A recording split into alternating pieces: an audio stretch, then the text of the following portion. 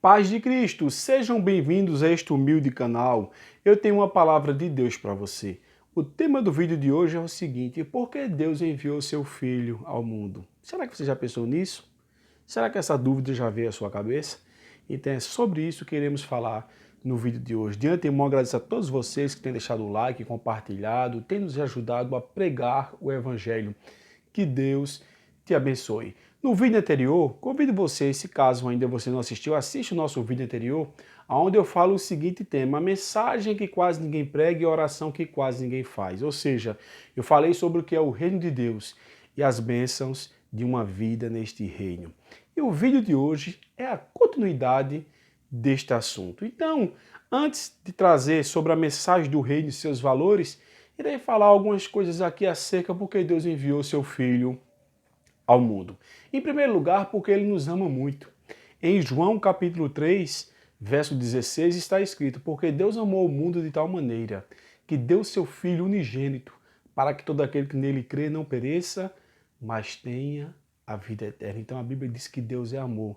Dentre tantos atributos que Deus tem, o mais que se destaca, que as pessoas mais frisam, é o amor. Então Deus é amor. E devemos amar também a Deus acima de todas as coisas e amar o nosso semelhante assim como Ele nos amou. Ele nos deu o maior exemplo. Também podemos observar que o problema do ser humano, amados irmãos, é o pecado, porque Deus enviou seu Filho ao mundo. Então você tem que entender todo esse contexto para poder eu abordar a mensagem do reino e seus valores. Então o problema do ser humano é o pecado. O pecado nos leva à morte, quer seja física ou espiritual, conforme nos diz em Romanos 6,23, que diz que o salário do pecado é a morte. Mas em contrapartida, veja o que é que diz a continuação do texto: mas o dom gratuito de Deus é a vida eterna por Cristo Jesus, nosso Senhor. Então podemos concluir que Deus enviou o seu Filho, ou seja, o Senhor Jesus Cristo, para pagar o preço, ou seja, para restabelecer o seu reino através da sua morte e da sua ressurreição. Então quem aceita o Senhor Jesus Cristo como seu Salvador, deixa de pertencer ao reino das trevas e se torna cidadão do reino dos céus. Em Colossenses capítulo 1, verso 13 e 14, está escrito: pois ele nos resgatou do domínio das trevas e nos transportou para o reino de seu Filho amado, em quem temos a redenção, a saber, o perdão dos pecados. Então, depois dessa palavra introdutória sobre por que Deus enviou seu Filho ao mundo, frisei a importância de você assistir o vídeo anterior, são assuntos que estão correlacionados. Irei falar agora sobre a mensagem do reino e seus valores. Dentre tantas coisas que eu poderia destacar, eu convido a você que deixe a sua Bíblia aberta em Mateus, no capítulo 5. Entre o capítulo 5 e 7, iremos frisar aqui algumas partes do texto sagrado. Veja o que é que diz em Mateus capítulo 5, verso 22. Eu, porém, vos digo que qualquer que sem motivo se encolerizar contra seu irmão será réu de juízo, e qualquer que chamar seu irmão de raca será réu de sinédrio, e qualquer que lhe chamar de louco será réu do fogo do inferno. Então aqui o Senhor Jesus Cristo nos fala sobre a necessidade de controlar a ira. Amados irmãos, em Efésios 4, 26, está escrito: irai-vos, não pequeis. Não se põe o sol sobre a vossa ira. Isto é, não vá dormir brigado com nada e com ninguém. Porque se você for dormir brigado, acontece o que está no verso 27 de Efésios capítulo 4, que diz: não deixe lugar ao diabo. Então, quando não temos controle da ira, damos vazão para o inimigo agir da nossa vida. Então é até normal nós não irarmos. Somos falhos, nós temos raiva. Isso é da natureza humana. Porém, o controle está sob nosso domínio. Se não tivermos esse domínio, que peçamos a Deus o domínio próprio para nos controlarmos, para não ser seres humanos tão irados ao ponto de pecar e dar lugar ao inimigo. Outra coisa que o Senhor Jesus Cristo frisou foi em Mateus capítulo 5, verso 27. Outra mensagem do reino e seus valores, que está escrito: ouviste que foi dito aos antigos, não cometerás adultério. Aí vamos ler o outro versículo, que diz o seguinte: eu, porém, vos digo que qualquer que atentar numa mulher para cobiçar já em seu coração, cometeu adultério com ela. Ou seja, então é necessário nós controlarmos a ira, mas também é necessário fugirmos da imoralidade sexual. A Bíblia nos orienta lá na carta de Paulo aos Coríntios que devemos fugir da prostituição.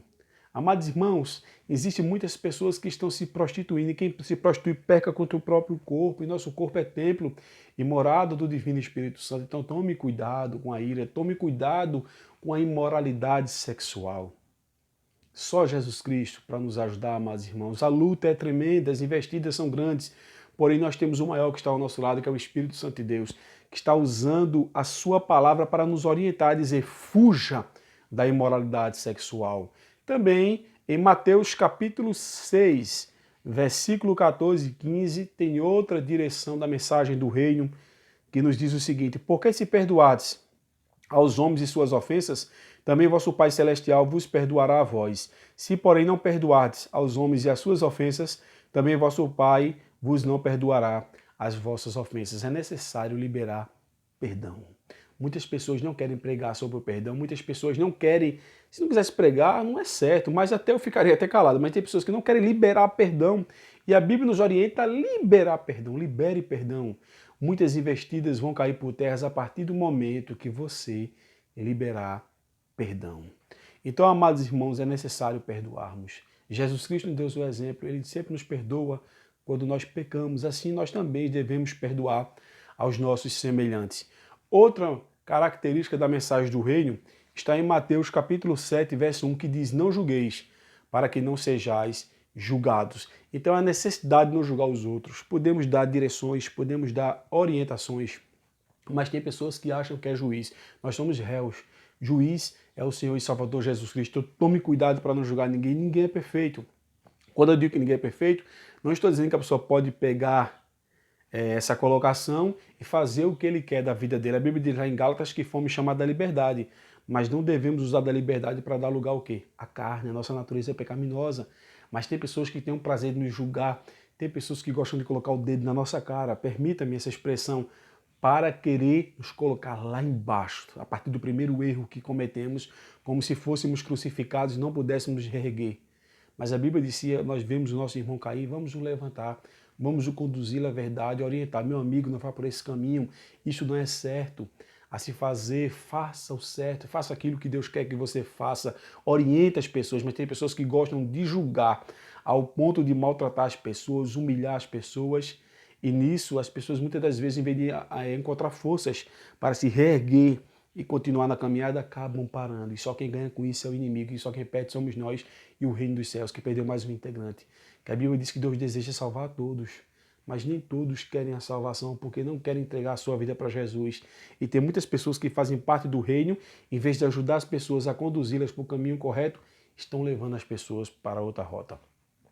Outra característica do Evangelho do Reino, Mateus capítulo 7, versículo 13 e 14, que está escrito: entrai pela porta estreita, porque larga é a porta, espaçoso o caminho que conduz à perdição, e muitos são os que entram por ela. Versículo 14. Porque estreita é a porta, apertado o caminho que leva a vida, e poucos há que a encontrem. Então existem dois caminhos. Então é um alerta importantíssimo. Quais são os dois caminhos? Céu e inferno. Há quem pregue o purgatório. Tem um vídeo aqui no canal que eu falo sobre isso. Há quem prega a reencarnação. Nós respeitamos essas pessoas que pregam, porém a Bíblia não nos diz que existe reencarnação, nem tampouco fala do purgatório, e sim fala que existe céu ou inferno. Qual é a sua escolha? Não existe atalho. Só existe um único caminho verdadeiro que nos leva ao céu, é Jesus Cristo. E o único caminho que nos leva para o inferno é a desobediência, o pecado, é infringir as leis de Deus que estão estabelecidas na sua palavra. E em último lugar, Mateus capítulo 7, verso 15, que está escrito: acautelai-vos, porém, dos falsos profetas, que vêm até vós, vestidos como ovelhas, mas interiormente são lobos devoradores. Devemos orientar as pessoas, uma palavra de advertência contra os falsos profetas.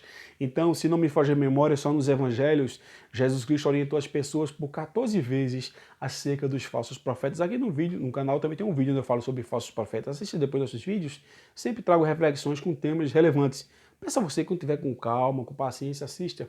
Nos ajude, irmãos, nessa missão que é pregar a palavra do Senhor. Então temos que alertar a pessoa acerca dos falsos profetas, induzindo as pessoas às idolatrias. Há religiões que adoram ídolos. Esses falsos profetas buscam adoração para si. Ou seja, são os famosos pregadores, os famosos cantores. Não estou dizendo que todo pregador ou cantor faz isso, mas boa parte dos pregadores e cantores, eles se acham deuses, ou seja, é porque eu encho as igrejas através das minhas ministrações, através dos meus louvores. Irmãos, nós devemos encher as congregações, porque lá está a glória de Deus, lá está a pessoa de Jesus Cristo, onde ele falou que tivesse 2 ou 3 reunidos em seu nome, ali estaria presente, porque ali existe a palavra de Deus. É isso que deve nos impulsionar para encher os templos, e não através de homens ou de mulheres que cantam, que pregam, longe de nós isso, irmãos.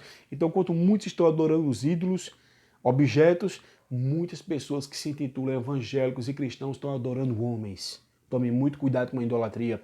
Deus não divide sua glória com ninguém. A idolatria é um pecado terrível, um pecado abominável aos olhos de Deus. Então, amados irmãos, e tem pessoas que só querem congregar nas igrejas que existem revelações, que existem profecias. E se você não tomar cuidado, eu sei que existem revelações e profecias, a Bíblia nos orienta para isto, mas tudo deve ser feito com ordem e decência, de acordo com a palavra do Senhor. Então tem pessoas que não têm a percepção exata do que de fato é uma revelação, uma profecia, e caem nas heresias. E muitos desses cantores e pregadores, os famosos profetas, ficam disseminando seus falsos ensinos e levando as pessoas aos erros. É o que diz em 2 Pedro, capítulo 2, verso 3, a parte A, que por avareza farão de vós negócios, não ficam vendendo objetos, amuletos, consagram coisas que veio não sei de onde, e as pessoas caem nesse engodo. Então tome muito cuidado com a avareza, com as heresias, com os falsos ensinos que esses homens desorientados, cheios do mal, não tem nada com o Espírito Santo, estão induzindo as pessoas ao erro. Tome muito cuidado com os falsos profetas. Então observamos, dentre tantas coisas que eu poderia falar aqui, esta mensagem do reino nos traz sérias advertências. Então temos que seguir o exemplo de Jesus. Como eu citei no vídeo passado, vou citar aqui novamente. Veja quando Jesus começou a pregar, o que ele pregava. Mateus capítulo 4, verso 17. Desde então, começou Jesus a pregar e a dizer: arrependei-vos, porque é chegado o reino dos céus. Assista o vídeo anterior que você vai entender muito bem o que eu estou pregando neste novo vídeo. E depois que ele morreu, que ele ressuscitou, cumpriu todo o seu ministério, antes de subir aos céus, diz a Bíblia que ele passou 40 dias ainda na terra. Veja o que foi que ele fez nos seus últimos 40 dias que ele esteve na terra. Atos dos Apóstolos, capítulo 1, versículo de número...